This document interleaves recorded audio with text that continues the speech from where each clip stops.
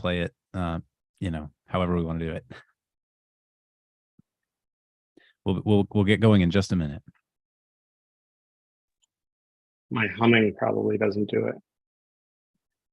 Yeah, you can do it, Jonathan. We all, whatever's top of mind. It's Friday, hey, let loose.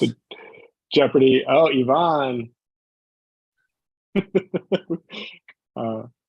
true. Cody has got a beautiful voice. Okay, I think we will get going. So welcome everybody to the Climate Career Week conversation that we're having with Peter Reinhardt of Charm Industrial. My name's Cody Sims. I'm a partner at MCJ Collective. MCJ is really here to help all of us learn together about climate, work together, and be an entrepreneurial commons for advancing climate solutions. We provide a number of different resources for folks wanting to dive into climate work. One of them is the MCJ member community, which is a dues-paying membership of thousands of professionals working on climate solutions. We provide the My Climate Journey podcast, which has now done hundreds of episodes talking to leaders like Peter, like Jonathan from Climate Draft, all about their climate journeys, all about potential solutions, and all about ideas that they have. And then we also run the MCJ Collective Venture Fund, which has now backed 75 plus companies in the climate tech space. So excited today to talk to Peter. Charm Industrial is one of our portfolio companies at MCJ Collective. We're proud to be backers. And just a few logistical comments. There is a Q&A section here in Zoom, so you can use that if you have questions. We'll try to get to those at the end of our conversation today. There's also upvoting in there, so you can, if you see a question someone else has asked that you like, you don't need to ask it again, just hit the upvote, and that'll help us sort of filter through the questions as we go. There's chat function too. That's more for all of you to just say hi to each other. Feel free to drop a note in the chat, say hello, your name, where you're from, what you're working on. People get to know each other that way, which is great too. It all just helps everybody get a sense of how global this problem is and how many people are motivated to work on it. So with that, I want to thank you all for joining, and Peter, welcome. Thanks so much for having me. So Peter, with this being a career motivated session, I want to really start by understanding your path to working on this. So, as I understand, you grew up in Seattle. You were even, I think, a lab assistant at Blue Origin in high school. Is that and then you went on to an aerospace engineering degree at MIT. Talk to us about your early days and kind of your path that got you into tech in the first place. Sure. I mean, if you go back far enough, I was really into rocks, like really, really into rocks. I went garnet hunting, I think, when I was 5. It was like out digging up red garnets, stuff like that. Anyway, so that was maybe my first love was rocks. And then from there, it kind of morphed into rockets, and from there into math. And so I went really pretty far in math in high school at the University of Washington. And then it started to feel kind of abstract. And so when I went off to MIT, I was like, I'll do something a little less abstract. I'll do physics. By that time, I'd been an intern at Blue Origin and with actually a local company that wrote software for medical devices, which was really interesting. And then after maybe like a semester of physics, I was like, this is a little abstract. Maybe I'll do aerospace engineering after all. This is like more concrete. So anyways, after like 2 years of that, I was like, I feel like I'm just kind of becoming an engineer trying to optimize 1% out of a jet engine. And like, that's not really what I want to train for. Like, I personally enjoy like the sort of free fall of trying to figure out, what's going to work in a business and trying to figure out something from scratch. And so I took a class called Founder's Journey at MIT that had a whole series of weekly seminars where different founders would come and share their stories, and that got me really fired up. And so I dropped out after my junior year at MIT and started a software company. And let's talk about that journey. So you basically were inspired by this class at MIT to go be an entrepreneur and went all in. How did you, that company I presume was Segment. That's right. How did you come up with the idea for Segment? in the first place, and what gave you the confidence to drop out of a super prestigious university and go all in? So two things. One on the what kind of gave the motivation or like permission to do it. The first speaker at Founders Journey was this guy named Adam Smith, and he had founded this company called Zobni. He'd raised like $40 million, and I was like totally in awe. And we were kind of milling around after he gave his little seminar, and my co-founder, roommate at the time, and then later co-founder of Segment, Ilya, was like, we should just ask him back to the dorm for beers. And I was like, oh, don't do that. That'll be embarrassing. Like, he's not going to come. Don't do it. And then he's like, screw it, I'm doing it. So he walked over and he's like, hey, you want to come back to the dorm for beers? And Adam's like, yeah, sure. And so it was like, whoa, like it's a normal dude.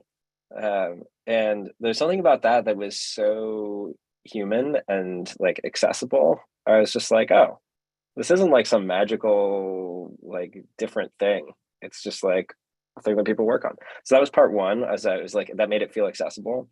And the second was MIT is actually very forgiving in a pretty important way, I think, actually, for kind of stimulating people to go try founding things, which is they're basically like, look, if you come back anytime in the next 10 years and you can like justify that you were doing something worthwhile, you're welcome back. So like, there's no risk.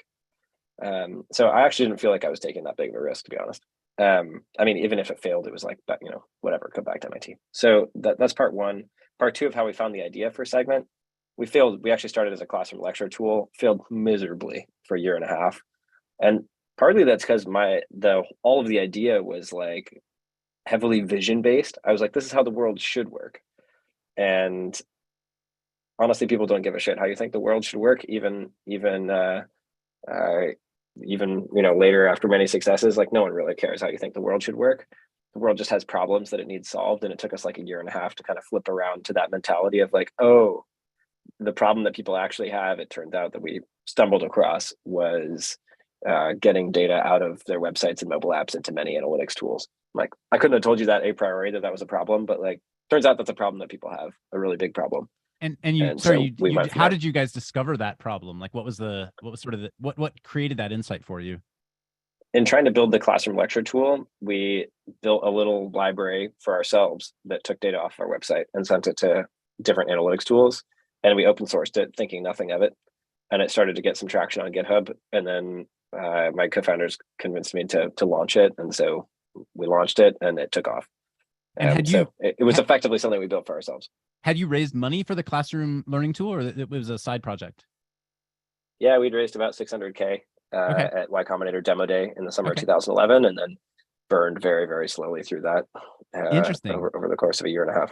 And so Segment was essentially an accidental, sort of side project of your main company that you'd gone through YC for, and then sort of found some insight that said, hey, actually, there's some demand here. Yeah, it's a pretty classic pivot, I think, where you try building something and then it turns out that the tool that you made is actually the more useful thing. I think Dropbox and Slack were the same way. So it's pretty common. The sort of the dorm room founder who, finds, from Boston, finds his way into YC, ends up pivoting on the side. Like, it's actually, it sounds like a cliche tale, but in reality, it's actually really rare, right? Like, it's the kind of the founder we all think is the normal founder, but it's actually pretty rare to be a 20-something founder who ends up building a really large business. How did you learn sort of how to be a CEO as you went along that path? Yeah, I think there's a good reason why the success rates are much higher as like a 30, 40, 50, 60 something starting a company, which is that pretty much all the skills of actually running and building a company are non-existent in a 22-year-old. So yeah, it was definitely drinking from the fire hose, as they say at MIT. I mean, one, super helpful to have like forgiving people around who will like be supportive even when you're like clearly screwing things up. An example is when we were maybe 40, 50 people, we had a part-time HR consultant and a part-time CFO. And the two of them literally stopped me in the hall, shunted me into a room, and they're like, Peter, what are people supposed to be doing right now? And I was like, what do you mean? It's clear to everybody. And they're like, nope, it's not. Write it on the whiteboard. So I like wrote it down and they were like, great, now present that at all hands next week. And so like I felt terrible about that because I was like, no one wants to be told what to do, but it was like I wasn't giving any clarity. So there were a bunch of lessons like that where people were very forgiving and generous, I think, with showing me my errors and sort of coaching me through how to grow. And at what point did you, if you have realized this, at what point did you realize your biggest skill set was less being a technologist and more being a leader? Like, how did that evolve for you? Well, I think I started with this mentality that product and engineering was everything, and that nothing else was that hard. That like if you got the product and engineering right, it would be easy. And that's just not true, it turns out. And that was a pretty tough lesson to be learned like multiple times. And learning in particular, like at some point, you know, around like 10 million in revenue at Segment, like I think the biggest problem was not product. The biggest problem was sales. And it took me probably until like 80 million in revenue before I like really internalized that. And so I like grudgingly worked on revenue until then. And then after that was like, oh, yeah, it's just hard and it just takes work and learning. So the second time around, I think most second time founders internalize a similar thing. And so second time around, I'm like, no, from day one, we'll be selling carbon removal. From day one, we're going to try it to operate. From day one, we're going to like have a bunch of things that we're learning in parallel because these things take time to figure out. Well, let's get into your second time around. So, you know, Segment, your first job, right? Like from 20 something until you ended up ultimately having a very significant acquisition by Twilio. And yet for the last 2 years of running Segment, you had already started Charm Industrial, as I understand it. And so at some point while you were running this, you know, runaway train with Segment, you sort of decided, I want to focus on climate change. I want to go build a company that can make a difference. Walk us through sort of how you got motivated by the problem in the first place, how you got up to speed, and how you decided what to focus on, and like how you did this while you were running, you know, a company that was generating, you know, hundreds of millions, I presume, of dollars in revenue. Yeah, in 2015, I think we were at like 10 or 20 million in revenue. I forget exactly at Segment. And as part of the sort of recruiting pitch and also just like doing the right thing, I felt like we should start offsetting our emissions. And so I worked with my assistant and we like figured out roughly what our emissions were, and then went and purchased offsets. And they were like, What triggered that? Offsets. Like, what did you feel like you had a big emissions problem, or like were you seeing other peers doing it, or? I mean, certainly some other peers were doing it. I don't know. I actually don't know what triggered that. I guess it just felt like the right thing to do. But I couldn't tell you why or where that came from. Probably just reading about the, you know, climate as an ongoing emergency and just being like, well, we should at least be doing our part. Yeah. Especially now that at that point that we had reasonable revenue. Yep. And so, you know, it wasn't a big footprint. It was like, you know, 1,000 tons or something like that as an entire company. Almost all server costs, I assume, right? Like, you know, for the most part. Yeah, it was like people commuting. Food was a big portion of it that we serve in the office because you got beef and you got methane and so on and so on. Yep. Yeah, servers were in there. Actually, flying salespeople around is pretty big. Interesting. So that footprint, but there weren't really companies like Watershed and Persephone and Supercritical and all these companies that do carbon accounting didn't really exist at the time. So it was pretty hacked together. You did it internally, just did it yourself, like put an ops person on it and said, hey, let's go try to figure this out, essentially. Yeah, Courtney, my star assistant did the heavy lifting there. Cool. Yeah. And so she then found some, like, you know, we found some offsets together. Which were like, you know, Indonesian rainforest and Amazon rainforest protection and so on. And I was fired up about it. This was you and Courtney. So this was like a CEO pet project at the time. If I understand it. I mean, it's like, not a big project, but yeah. And we spent like, spent like 10 or 20K on purchasing the offsets. It's like, great. We like told the company internally where everyone was really fired up. And then like a year later, we were like, hold on, like what happened when we made that purchase? Like, it's Earth Day again. Like, what do we tell the company about like what happened last year, and this is why what we're doing this year? Where did you purchase them? Like, where did you find the offsets? I don't know, some sort of set of rainforest alliances, eco something. Okay. And we then went down the rabbit hole of like trying to inspect like where exactly did those dollars go, like which patch of rainforest, and the level of opaqueness was absurd. it's like 70% of the dollars went to marketing in the US. And I was like, oh, okay. And then 30% actually went through to like do something somewhere, but like untraceable. And it was like, oh, geez, like hopefully this had some good ecosystem impact. But then the deeper I got into the carbon accounting as well, I was like, I mean, there's like that year there were huge forest fires in Indonesia. I have no idea if what we protected is on fire, etc. And so I was like, these products are not good. And I felt like it was a regulatory problem. And mind you, this is 2016. We've got the presidential election cycle going on. And I was like, great, Clinton will be elected. She'll fix it. It's a regulatory problem, whatever. So I think we bought more reinforced offsets or whatever. Again, maybe we purchased higher quality refrigerant destruction where it was more traceable, not scalable, but traceable. And anyways, we know how that election went. And like, I mean, it was a naive thought on many levels, but after the presidential election, I was like, well, carbon is not going to remove itself, and it's certainly not going to get fixed from a regulatory perspective anytime soon. So is there a profitable way to remove carbon from the atmosphere? Because if there is, then that would be interesting. And so I spent all of the Saturdays in 2017 with some friends, like looking at different potential pathways that might change an existing industrial process into one that removed carbon instead of adding it. And there actually are quite a few interesting examples of this now that have come out. Like Monolith Materials does like methane pyrolysis, and they get out a solid carbon and generate hydrogen. Anyways, we came across an interesting path for us, which we thought was to take waste biomass, convert it into sort of gasify it and separate it into syngas, which we would use in an industrial process, and char that we would put back on the field.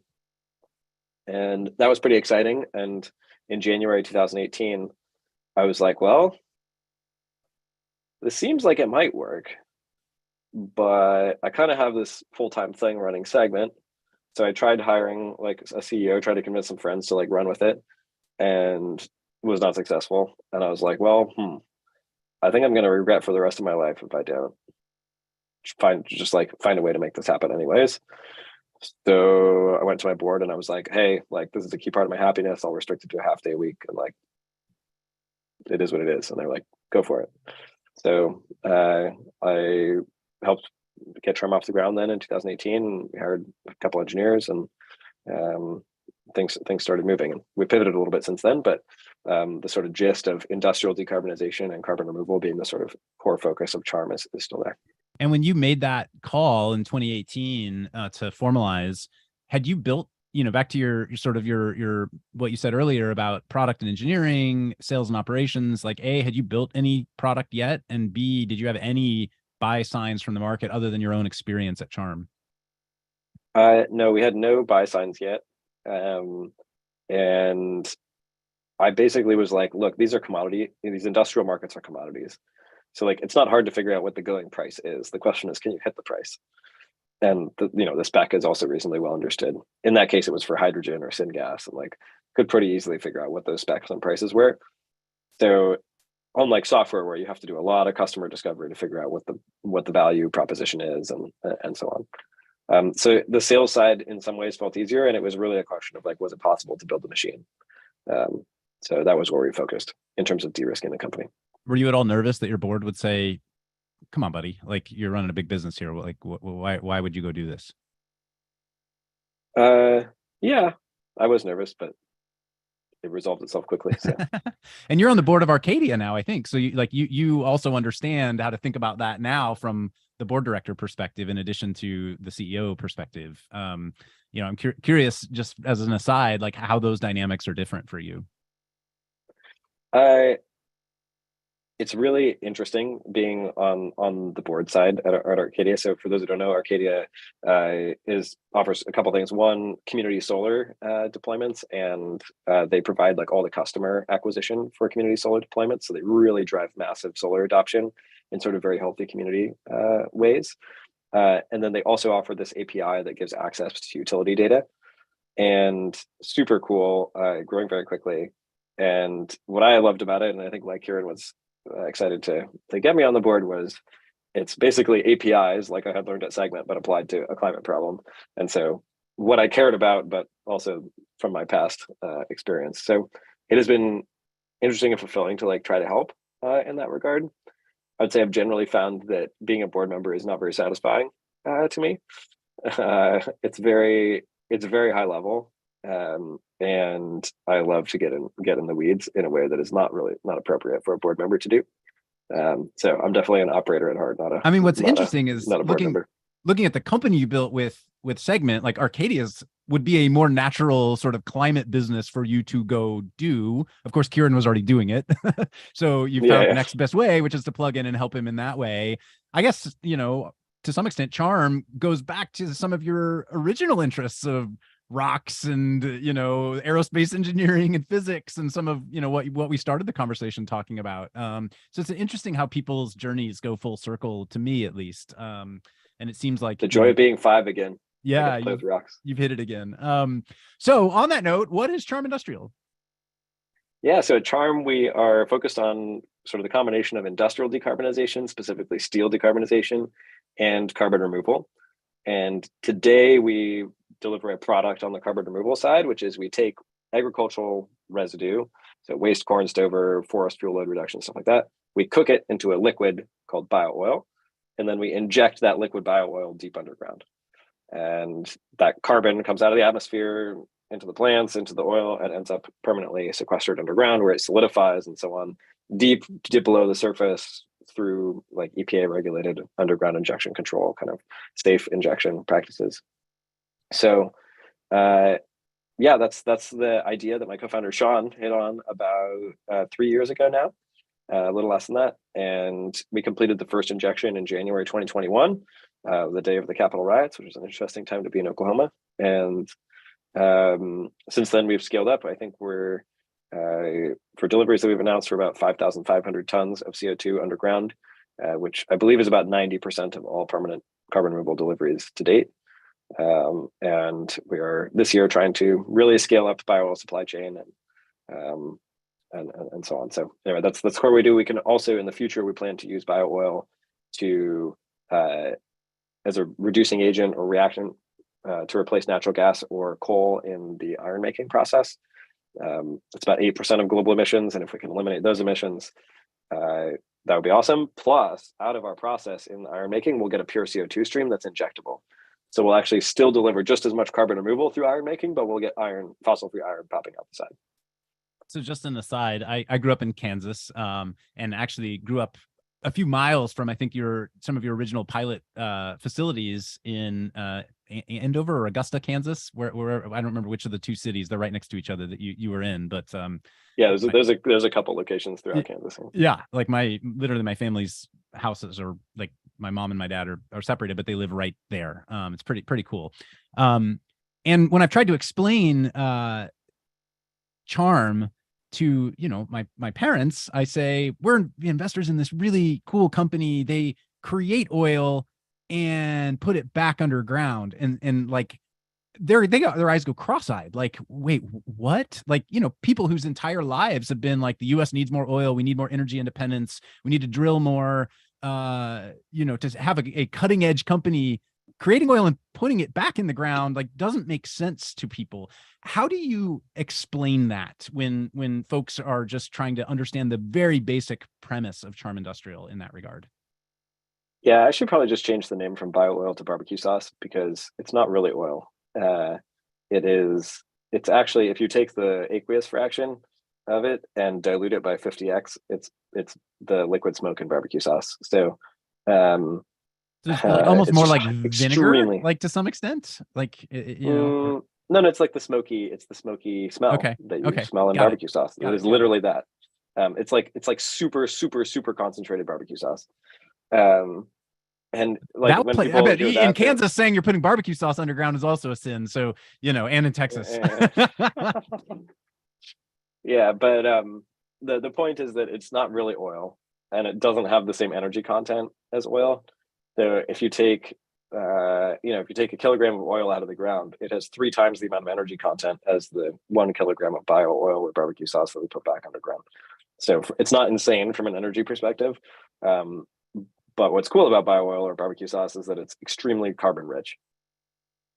and it solidifies downhole, so you get this like extremely permanent kind of structure. And so, a million years from now, we will have created some very weird coal, I think, where it's like, sandstone formation with like coal interleaved in it. It'll be a mystery for the million-plus-year archaeologists trying to figure out what happened there. So yeah, maybe at a high level, when I think of plant-based oil products, obviously oil is made of plants. It's just really, really old plants that have been compressed over the years and gone through, different chemical processes. And then you have corn and kind of ethanol. You use corn for your bio oils as well, but there are differences here. Just making sure I understand it. The big difference is you're burning it up front. Is that correct? Not really. I guess pyrolyzing it is maybe the correct way. Yeah, To explain it. Pyrolyzing. Thank you. So maybe explain what pyrolysis is and what that reaction does to the plant biomass that you're sourcing. Yeah, so ethanol production would be bacteria chewing and pooping out ethanol. Our process is a thermal process. So if you heat biomass to a relatively low temperature, relatively slowly, that's called torrefaction, or slow pyrolysis. And low here is like 450 degrees C or something like that. And out of that, you primarily get char, and that's great. Char can go back on the soil. It can help improve soil content or soil health and so on. The challenge is that the permanence is not super clear, or how much stays how permanently for how long is not super clear. So we also produce char, but we don't take any sort of carbon credit for it because, again, we're not sure of the permanence. If you go to a very fast thermal process, so where you heat the biomass from 0 to 500 degrees C in like 2 seconds, like think about like tossing a piece of biomass, like flicking water on a pan, basically, like flick biomass and like into smoke, and then we condense that smoke, and that condensed smoke is the liquid smoke of barbecue sauce, also pyrolysis oil or bio oil, and that's what we put underground. And to do that, you're generating heat. Heat requires, in most cases, some sort of, combustion. Like, is there an emissions sort of footprint to your pyrolysis process? There is at startup, and then it becomes self-sustaining thermally, because you can actually effectively use some of the biomass or syngas as the heat source. So most pyrolyzers are self-heating. Got it. Do you use just a methane gas to get it going? Is that the initial spark? Yeah, natural gas, propane. Okay. You can also do electrical running off a generator, a bunch of different ways of doing it. And so do you view Charm ultimately? I mean, obviously, I think if you ask people, what is Charm, they'd say, oh, it's a carbon sequestration company. But it feels like really what you have built is a pyrolysis company or a bio oil company. Like I'm curious how I don't know if it matters how to define it, but how you think of kind of the true kind of core innovation and core sort of moat that you have as a business. Yeah, my mental model for all kind of business moats is based on the book 7 Powers, which is like the only business book I would ever recommend. And his thesis is that there's like only 7 actual real moats. So in the short term, we have a patent on bio-oil sequestration that's been issued now. So if you want to put bio-oil underground, that's like a Charm special thing. In the medium term, there's like scale economies from mass manufacture of pyrolyzers. And being down the cost curve in a commodity industry really, really matters. So those are kind of the 2 moats that I would think about. One is a very short-term one, and the other is like a more meaningful long-term one, where it's like, as we drive down the cost and make it more accessible and higher volume, customers benefit, and Charm gets some market protection out of that. So you're doing something special in your pyrolyzers that a biochar company today doesn't do. Is that a correct it is significantly more complicated to produce bio oil than it is to produce biochar. We have like maybe triple the number, double or triple the number of kind of subsystems required to do that. But yeah, I think it's fundamentally like a volume game, which is like how many can you make and how far does that drive you down the cost curve. In terms of like what's weird about what we're doing, it's very unusual to make mobile pyrolyzers, is the first thing. And then it's also very unusual to use agricultural residues I think there are some folks in the char world trying to do this, but at least for bio-oil production, this is very weird. And the reason is that historically people have been trying to make bio-oil as a drop-in replacement for crude oil. It sort of naturally comes out of the name. Before you go there, just to make sure I understand, when you say mobile, so basically you're saying, hey, we're not going to have like 2 plants that you have to ship all this stuff to. We're going to be out on the field, at different agricultural processing sites. Is that correct? That's right. Yeah. So if you're going to optimize for, and I'll explain this in a little more detail. So if you're trying to optimize for energy production, you would go to the highest quality feedstocks, which is sawdust, which then takes you to sawmills, which then you have a fixed facility that you're mapped to. And so you're going to build a fixed facility there. And it's going to be on the order of a couple hundred tons a day of sawdust coming in and bio oil coming out. You're going to dry the hell out of that sawdust because you want it to be very low moisture content, et cetera. And that gets you your highest quality primo bio oil from an energy perspective and low water content. But we don't care. That's if you wanted to burn it. That's if you wanted to, use it to create. I don't even know what the use cases for burning bio oil are today, but that's that would be the replacement in certain use cases. Yeah. Okay. Like heavy crude replacement in industrial heat and stuff like that. It's not a big market. We were like, well, if we're just going to shove it down a hole, like, who cares? Like, it can have as much like water, it's going to mix with water down the hole. Now there's a limit there, but like, who cares if it has low energy content? Again, who cares? It doesn't need to be able to burn well, basically, is what you're saying. Like, it can have. We don't want it to burn. It can have oxygen in it. It can have whatever in it. It doesn't really matter. Yeah, the whole thing. Like, you don't want it to burn. Yeah, good point. Yeah, so like we're happy making the shittiest bio oil on the market, basically, according to everyone else's standards, as long as its carbon content is high and the yield is high.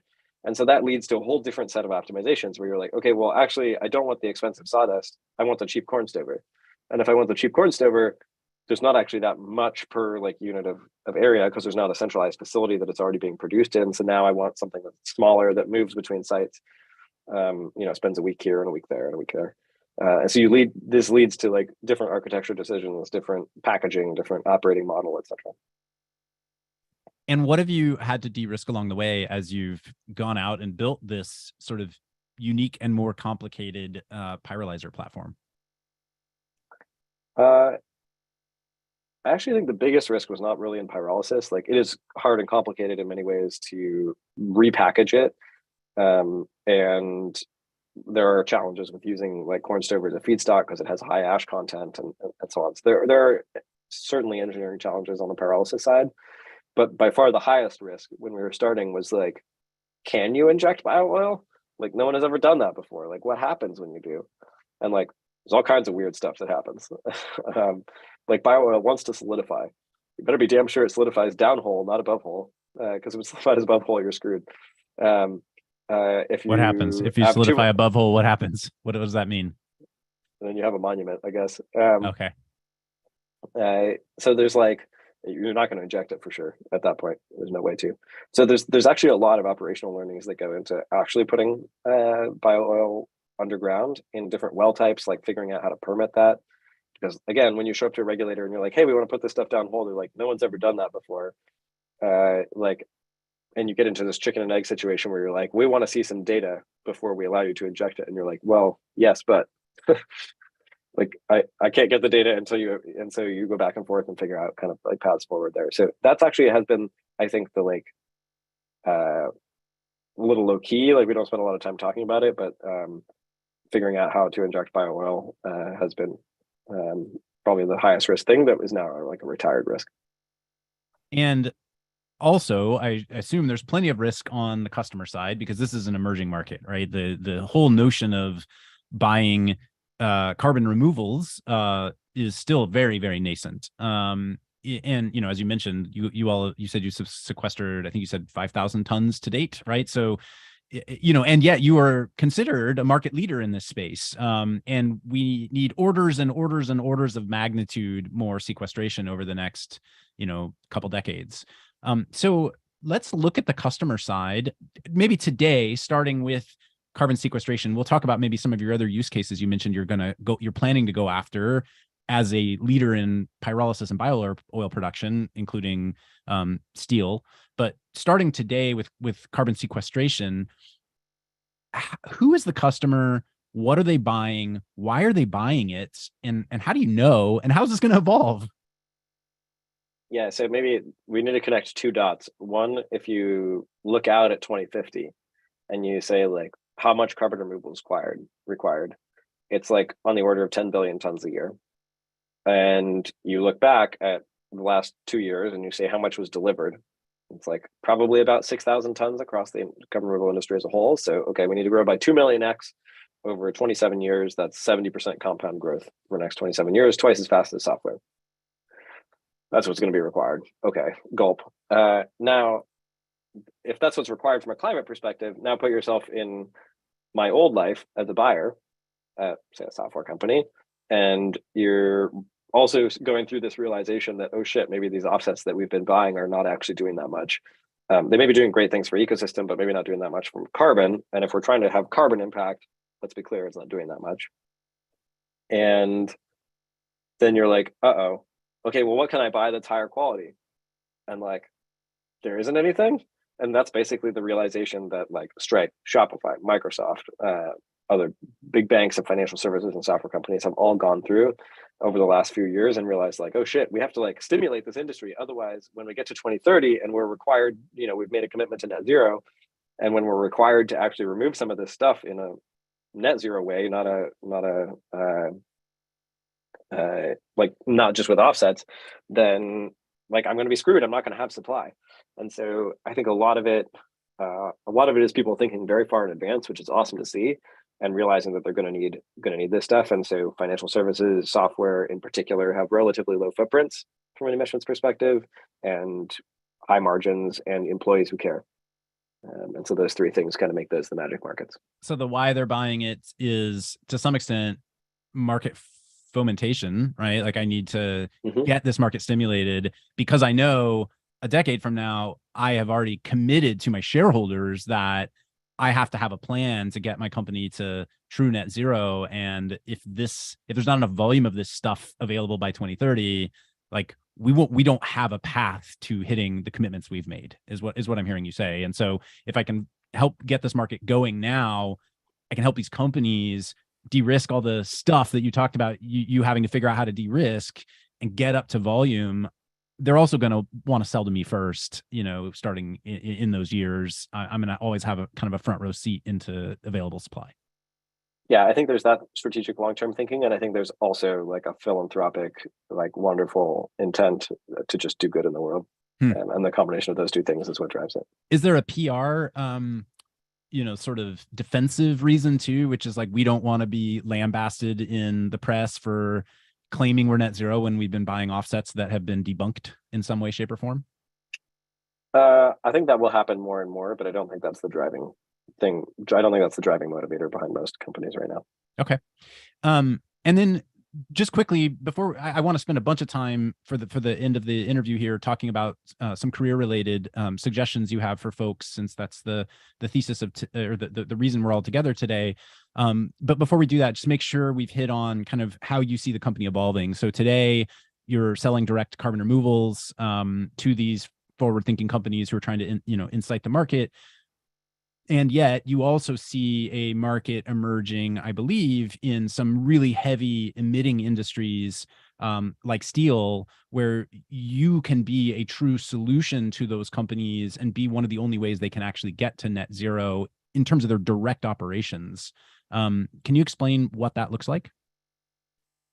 Yeah, so I look at kind of market sequencing for bio oil based on how much premium we can derive in that market over time, so that we can come down the cost curve in parallel to a premium price on the buy side. So the most premium market today is permanent carbon removal, and we can just kind of break even there. So that's where we're starting. From there, we'll go from voluntary carbon removal into regulatory carbon removal. But then when you get out into this really bigger volumes and lower parts of the cost curve, question is like, what's the big market there? And for us, we think that that's the steel or iron making market, and it's huge, like absolutely vast quantities and huge, like hundreds of billions a year kind of markets. And the challenge with iron making today is that there are a very small number of shots on goal. to try to decarbonize it. And like, it's thrilling that there are a few of them, right? You have like Electra, which is like an electrochemical process based in Denver. Got Ciderwind, which is another electrochemical process based in Spain. Got Boston Metal, which is a like high temperature electrochemical process in Boston. H2 Green Steel, which is hydrogen based process in Sweden, and Charm. So like 5, maybe there's a couple more that I don't know about, but like I think anyone looking in from the outside who's like, oh, there's a multi-trillion-dollar industry that's going to like have to go through a massive transformation over the next 27 years, and there are 5 shots on goal. All right, let's double it. Let's call it 10. There are 10 shots on goal. Like, this is insane. Like, And today, how can it's baffling to me that there aren't more people like trying to jump into that. It's like, no, I'm going to go, build another web app. It's like, all right, it's super crowded market. All of software. Just to be clear, like I'm super motivated by the impact, but like let's also be clear on the economics. Like all of software is 500 billion a year, sorry, in revenue. All the industries that have to turn over during decarbonization is like 10 trillion in EBITDA. Yeah. It's like staggering amount of like stuff that has to happen. And so anyone who's not like dialed into like that economic opportunity in addition to the impact, that's insane. We say that MCJ all the time, like what has to happen over the next couple of decades is a complete rewiring of the global economy. Right. And so, what's the market size for that? Insane. How, just to make sure I understand the steel making issue, in order to actually create steel, you need extreme amounts of heat. And today, is it mostly coal that's being used to generate that heat? So to reduce iron oxide to metallic iron, you need actually a reducing agent, something that will rip the oxygens off. That's typically carbon monoxide or hydrogen. And you need it to be, that reaction occurs at temperatures between 900 degrees C and 1500 degrees C. So typically coal is used to provide, in 93% of production, coal provides both the heat and also burns into carbon monoxide that provides the chemical reagent to do the removal of the oxygen. You can also do it with natural gas, where you convert the natural gas into carbon monoxide and hydrogen, and then it provides both the heat and the removal of the oxygen. Our process is honestly not that different from the natural gas is the other 7% of production globally. We basically take bio oil and we gasify it into carbon monoxide and hydrogen, and then it's like the same process as natural gas. Got it. So you had said earlier your bio oil doesn't need to burn to solve the sequestration use case, but in this case you can gasify it, and that needs to burn, and that's just basically a syngas replacement for existing methane. It burns where the oxidizer is rust, basically. So rust is providing the oxygen in that reaction. Great, thanks. Super helpful for me to understand. Okay, so what I want to kind of dive into here is a little bit just on sort of career related content for folks here who are thinking about, how do I move into climate work? Most people probably don't have the resources or network that, you had as you dove into this exploration. And so let's start with known issues. What roles today are the hardest to fill at Charm? The roles today that are hardest to fill, senior mechanical engineers, and I think generally like rewiring this entire physical world is a lot of mechanical engineering. Yep. So if going back and learning a whole new skill is an option, then like that's definitely an area of problem. We see a lot of transitions from oil and gas and related industries into oil and gas and ag and food kind of businesses into our operations roles, as well as our engineering roles. Yeah, I guess maybe one you said something there, which is like, oh, like you probably had this great network like that helped, and for sure, but also like I don't want to give people the sense that like that somehow made it super easy, because it was not a network in steel and it was not a network in industry. And so in those cases, I was also starting cold, and like it can still work. Like I just want to give you the encouragement that like even if you are starting cold there, like it can work. It's like cold emailing refineries in the Bay Area, and like they were happy to have me come on site. I also like cold emailed ammonia producers at one point, and they were less open to meeting. And like sometimes the chain to like get to someone in these other industries can be super painful. Like to get an introduction to ArcelorMittal, one of our investors introduced me to one of his investors, who introduced me to his college roommate who introduced me to his older brother, who runs the family finished steel products business in Ohio. And then he introduced me to the Canadian Steel Association, who connected me to some scientists at ArcelorMittal Tofasco, who then connected me to the environment at another ArcelorMittal facility, who then finally got me in touch with the direct reduction furnace operator at that facility. So it was like 10 hops, and it took like 6 months. So I'm hearing for everyone, like, don't discount your hustle skills are a critical part of like figuring out how to build your network and build your learning in the space. What skill sets do you see your customers or partners or ecosystem companies that you work with in the space? Where do you see them needing help?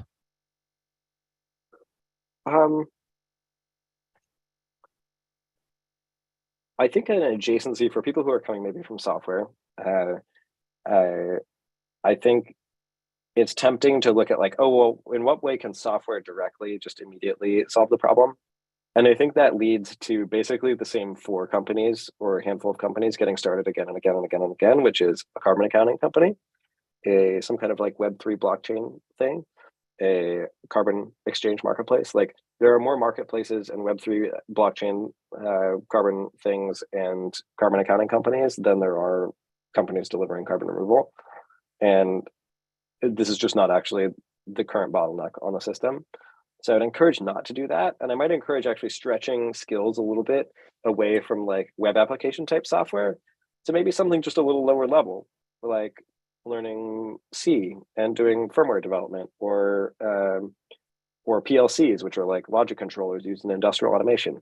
Like it's still software, and like a lot of it is like very easy to translate into.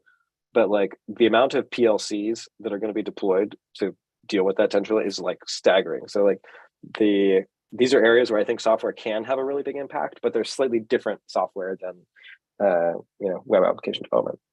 Awesome. You've started down the next question I was going to ask, which is where do you see from a function perspective, where you see skill sets at Charm being different than skill sets at Segment? So I don't know if that's your full answer on software engineering, but you know, that was helpful. And maybe I'll go to the next functional area, which is product. Like where do you see product management at Charm being different than product management at Segment? So we don't have product management at all at Charm. The product is pretty clear. It's like carbon removal or steel, and these are like moving towards commodities or commodities.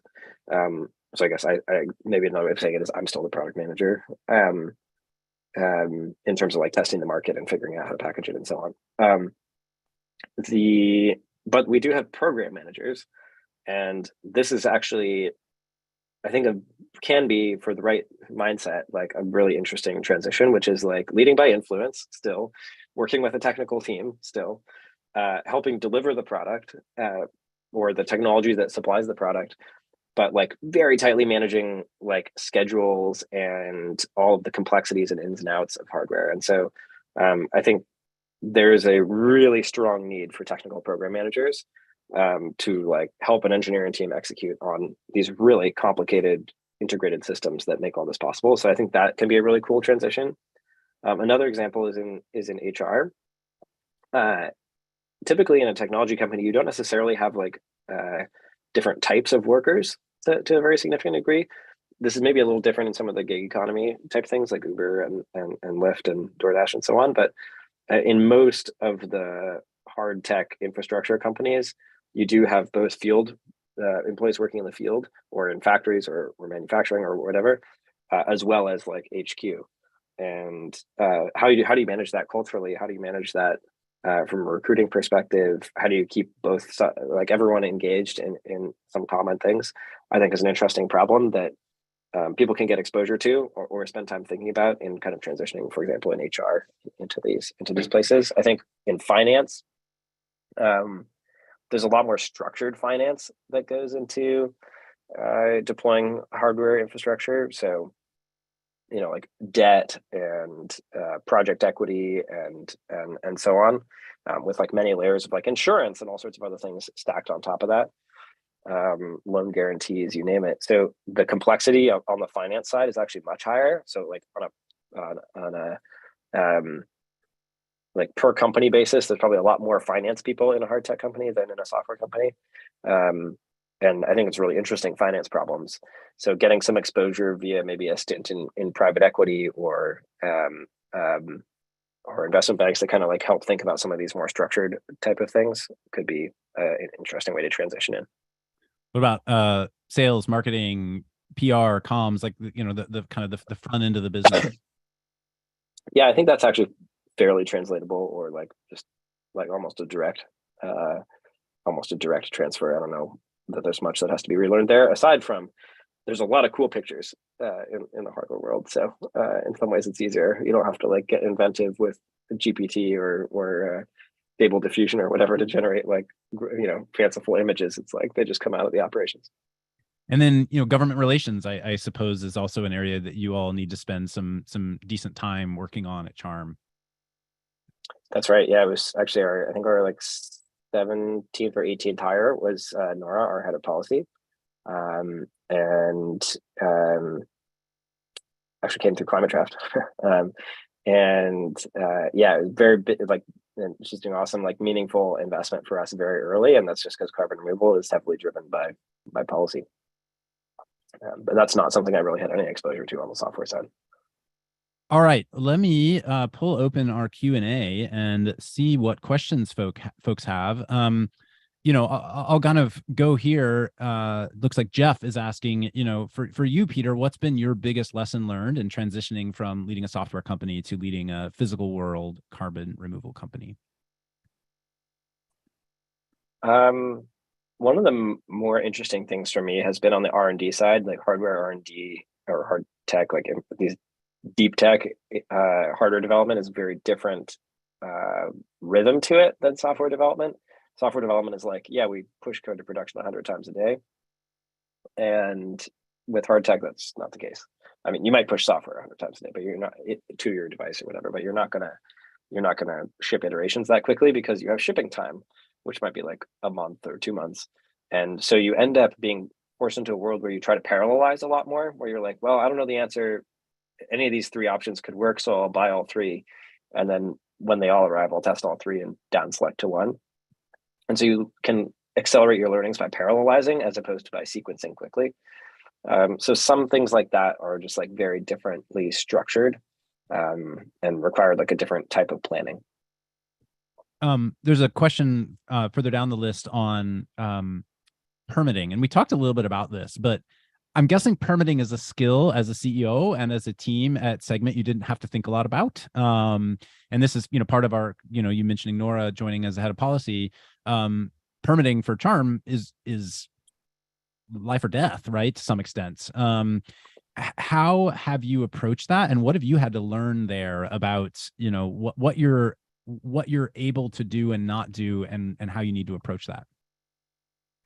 The first learning was that permitting varies massively by jurisdiction. And so the easiest thing to do is just go to jurisdictions that are not insane. So California is insane. I mean, it's just like you get CEQA and all these things layered on top that drive timelines. Like, when we were trying to get an injection well in California, where we started, they're like, it'll be like, 3 to 10 years before you can start operating this thing. And I was like, I'm sorry, that's not going to work. Like, we're full out. We have to go find somewhere else. We'll circle back to California later. So that's maybe the first learning is like explore the jurisdictions.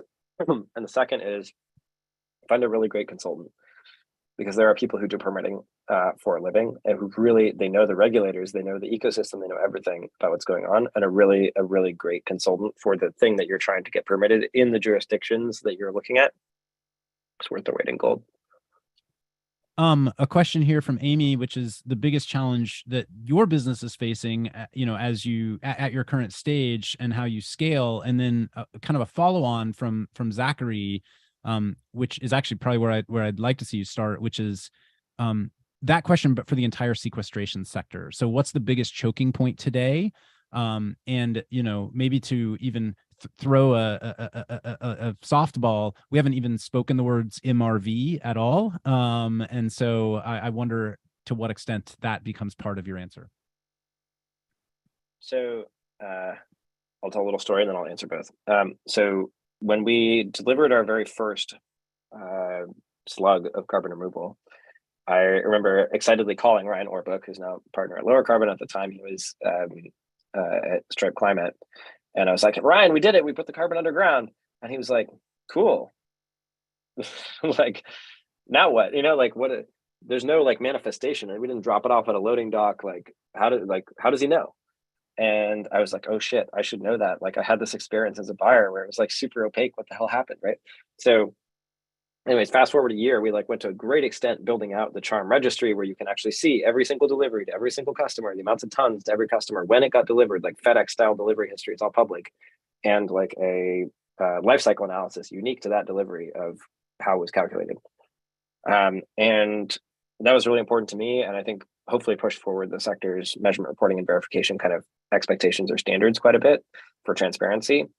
However, it is still unique. No one else has done anything like that yet, although no one has actually even publicly claimed tons of delivery yet. So circling around to, that is the biggest problem in the industry. We're not delivering as an industry. We're like 6,000 tons in the last couple of years and like dominated by one company. Like that's not an industry. So like we as an industry have to start delivering, especially given how much hype has gone into carbon removal. Like over the next 2 or 3 years is go time. And people, it needs to be transparent. It needs to actually cite tons. It needs to like really be out there. And that's the biggest gap. And even for ourselves, like I'm not particularly like, it's great that we delivered 5,000 tons, but like it's a drop in the bucket. So like, you know, we need to expand biooil production capacity. And so our bottleneck is actually the same bottleneck as the industry, which is just producing more is the number one thing. And it's hard. Like I get it for everyone. Like it's really hard to expand production capacity, but that's our number one bottleneck. Peter, I'm so grateful for your time today. You know, for folks who want to dive deeper on Charm or on your work, what do you suggest they spend time doing? There's a bunch of podcasts that probably go a little deeper, and we certainly have some blog posts that have some fun pictures and stuff, which would probably fun to look at. And for anyone who wants to dive into CDR, carbon dioxide removal, generally, actually just last week, our My Climate Journey podcast went deep on that topic with 2 leading experts, one from Breakthrough Energy and one from Carbon 180. And so lots of questions on that topic in particular that we dove into that Peter and I didn't get a chance to cover today at all. So feel free to dive in. I will leave this by saying, stick around, climatecareerweek.org. The next session up is a panel with hiring managers from in-house recruiters who are helping companies build their talent bench at climate tech companies. And then later on today, there are office hours for folks who want to meet and connect and get feedback on how they're thinking about things. Peter, thank you so much. Jonathan and Climate Draft team, thank you so much. And can't wait to see what's next for Charm Industrial. Thanks, Katie. Cheers.